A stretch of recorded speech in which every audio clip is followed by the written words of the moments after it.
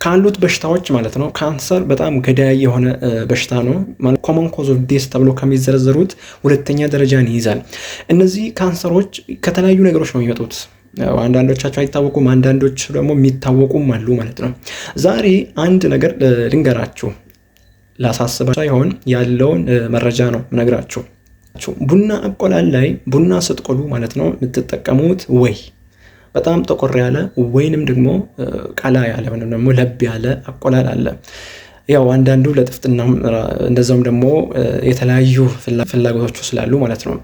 ነገር ግን አንድ ኬሚካልም ይፈጠራል በዚህ መሃል። ያ ኬሚካል ደግሞ ካርሲኖጂኒክ ነው ወይም ደግሞ ካንሰር የሚያመጣ ኬሚካል ነው። አክሪላማይድ ይባላል። የተለያዩ ምግቦች ውስጥ ነው ይሄ ነገር።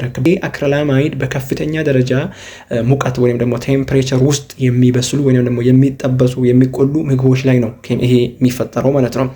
አንዱ ምንድነው ቡና፣ ሌሎችም ስታርቺ ፉድ ወይም ደግሞ በጣም ካርቦሃይድሬት ያላቸው ድንች፣ ቺፕስ የመሳሰሉ ውስጥ ነው ማለት ነው ይሄ ነገር የሚፈጠረው። ቡና ሲቆሉ ማለት ነው መጠቀም ያለባችሁ የትኛውን ነው? በደንብ የጠቆረና የበሰለ። ይሄም ለምን ይጠቅማል?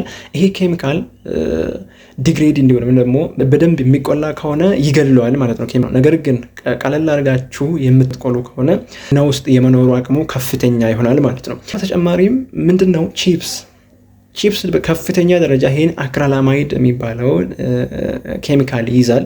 ስለዚህ አጠቃላይ ምንድነው እናንተ ማራቅ ያለባችሁ በከፍተኛ ደረጃ ቴምፕሬቸር ወይም ደግሞ ሙቀት ስር የሚበስሉ የሚጠበሱ ምግቦችን መራቅና መጠንቀቅ ተገቢ ነው ማለት ነው።